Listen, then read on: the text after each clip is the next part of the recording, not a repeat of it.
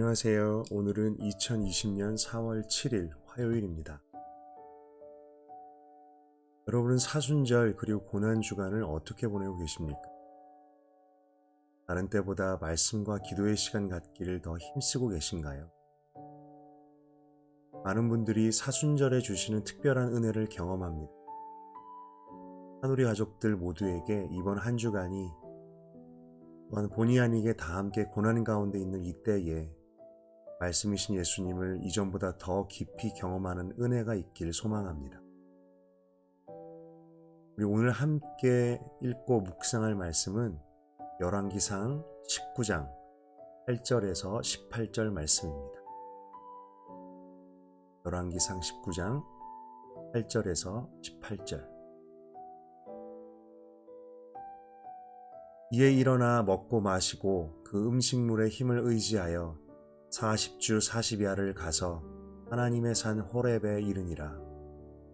엘리야가 그곳 굴에 들어가 거기서 머물더니 여호와의 말씀이 그에게 임하여 이르시되 엘리야야 내가 어찌하여 여기 있느냐.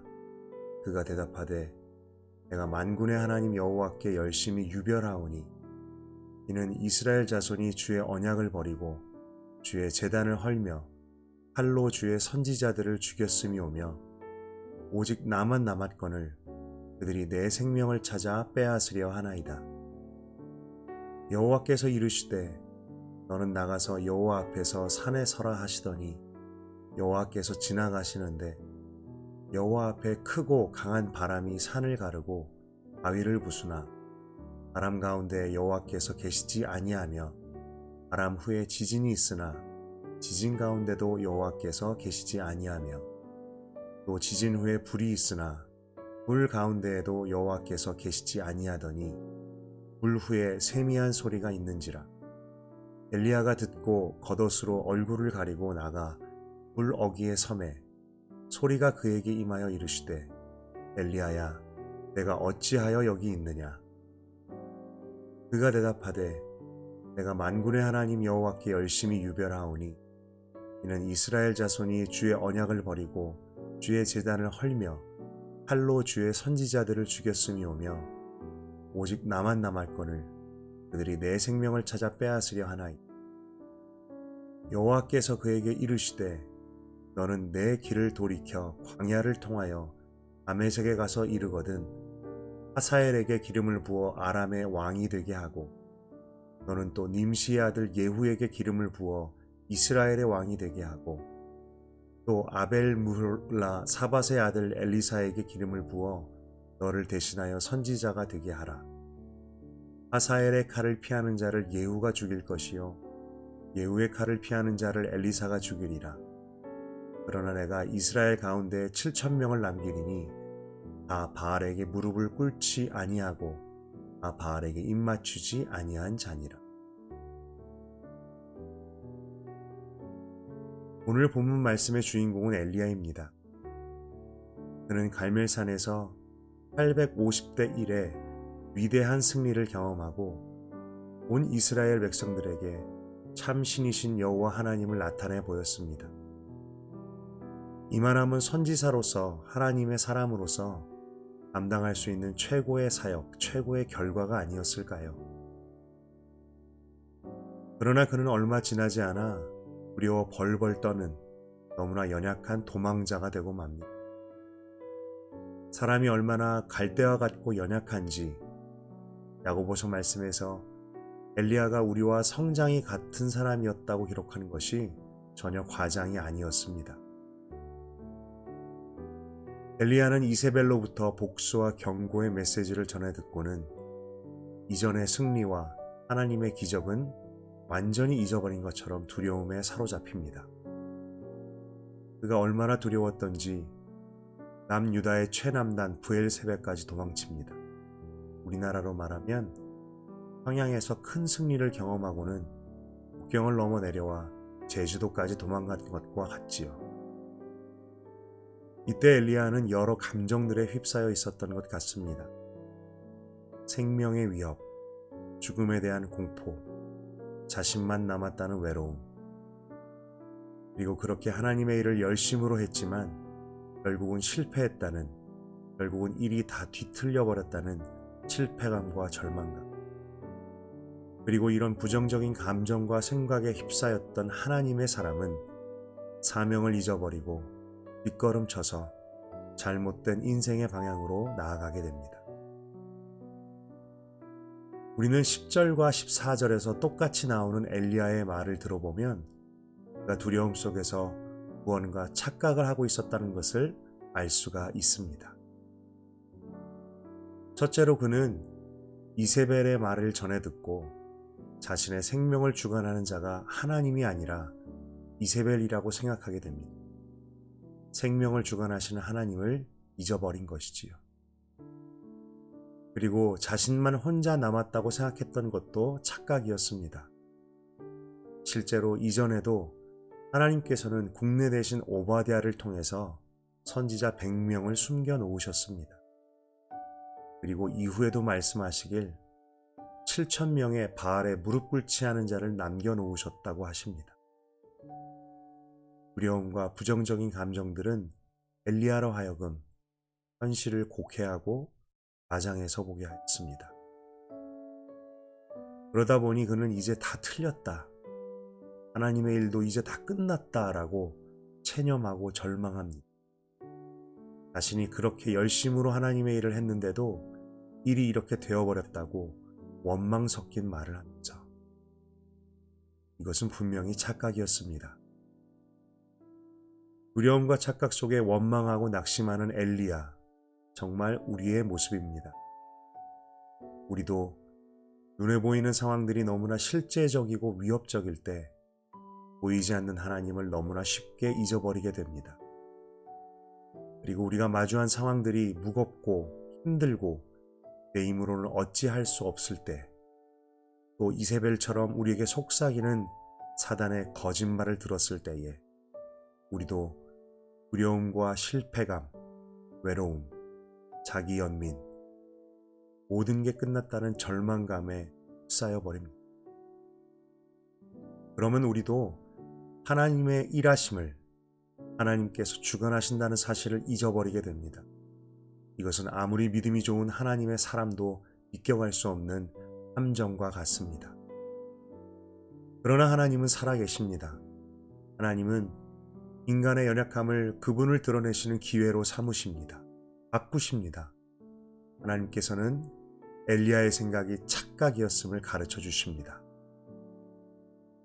15절에서 17절까지 하나님은 하사엘과 예후와 엘리사에 대한 사명을 주시며 여전히 하나님께서 일하고 계시다는 것을 가르쳐 주십니다. 엘리야의 눈에 모든 것이 끝난 것처럼 보였어도 여전히 하나님의 계획 안에 있음을 말씀해 주십니다. 그리고 너는 그대로 나의 뜻대로 나의 말대로 행하라고 하십니다. 그리고 감정에 사로잡혀 현실을 과장하여 잘못 보고 있던 엘리야에게 너만 혼자 남지 않았다는 사실을 말씀해 주십니다. 그런데 이 말씀을 주실 때에 하나님께서는 엘리야에게 자신을 드러내십니다. 그런데 아주 특별하고 독특한 방법으로 나타내십니다.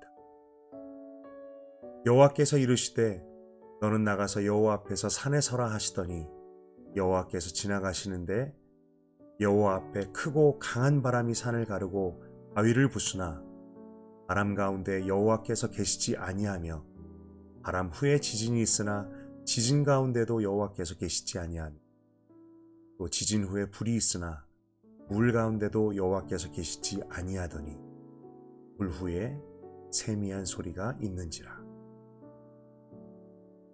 여러분, 이것은 무엇을 의미할까요? 엘리야에게 무엇을 가르쳐 주시는 걸까요?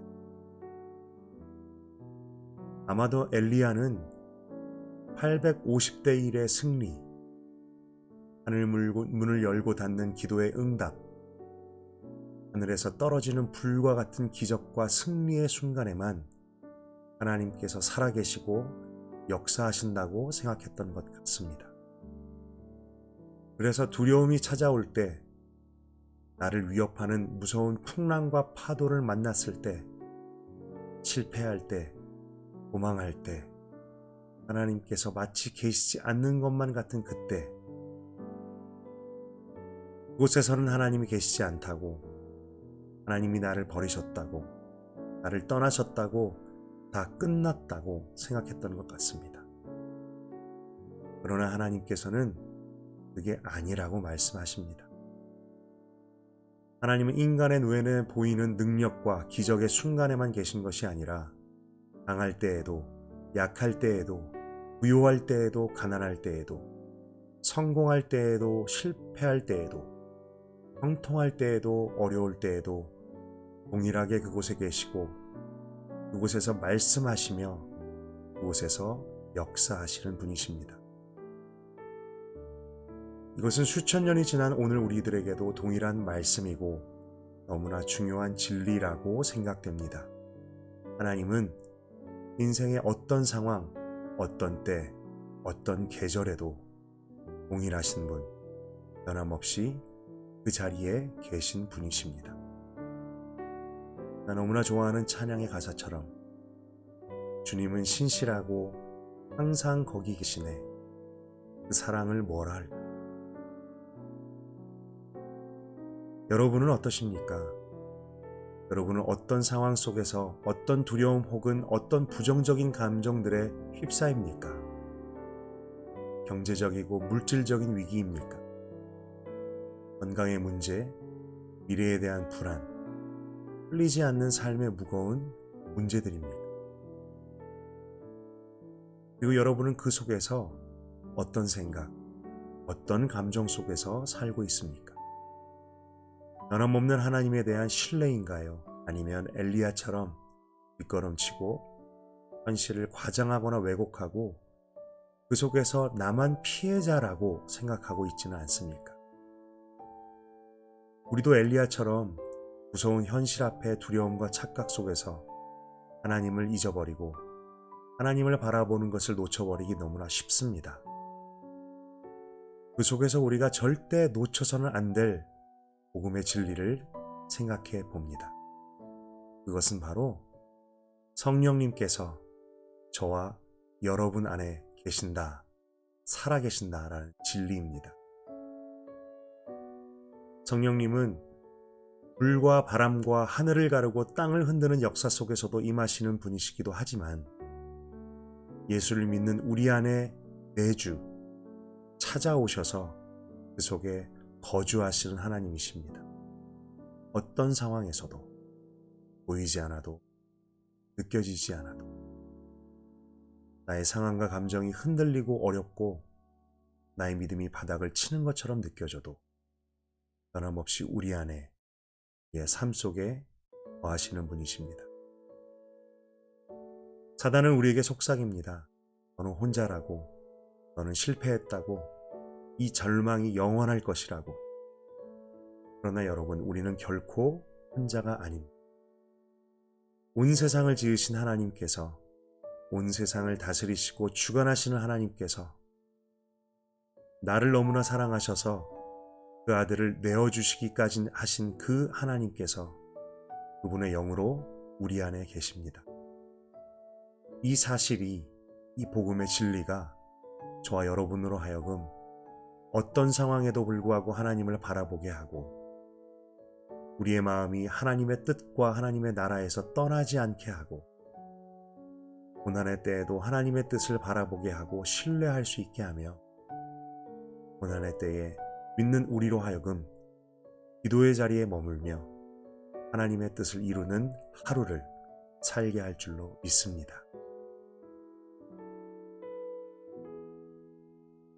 이 시간 잠시 함께 묵상해 보았으면 좋겠습니다. 현재 여러분을 두렵게 하고 낙심케 하고 절망케 하는 어려움과 상황은 어떤 것입니까? 여러분은 두려움과 부정적인 감정들 속에서 착각하여 현실을 왜곡하여 보거나 반드시 붙들어야 할 믿음의 진리를 놓치고 있지는 않습니까?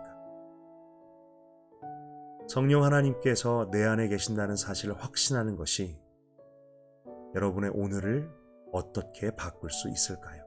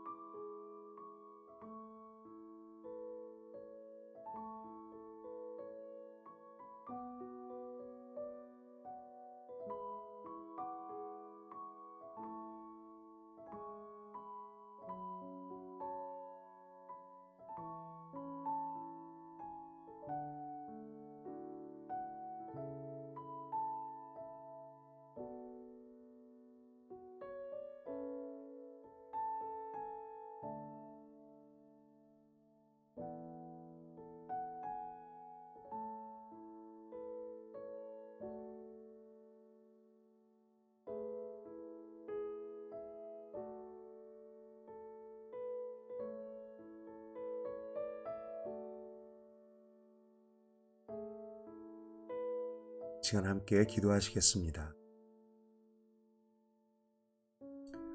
하나님, 성경 속의 위대한 인물 하나님의 사람 엘리야를 통해서 정말 믿는 모든 사람들이 비껴갈 수 없는 피하기 어려운 그러한 함정과 그 두려움의 덫을 발견합니다.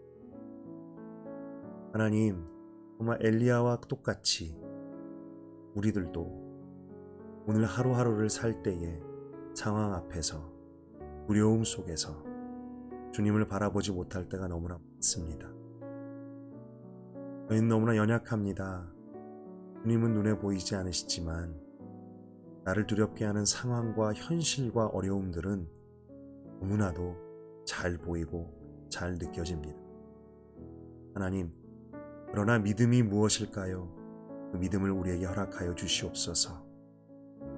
어떤 상황 속에서도 보이지 않는 하나님을 보이는 것처럼 바라보게 하시고 여전히 주님께서 다스리시고 여전히 주님께서 역사하신다는 사실을 절대로 놓치지 않도록 주님 도와주시옵소서.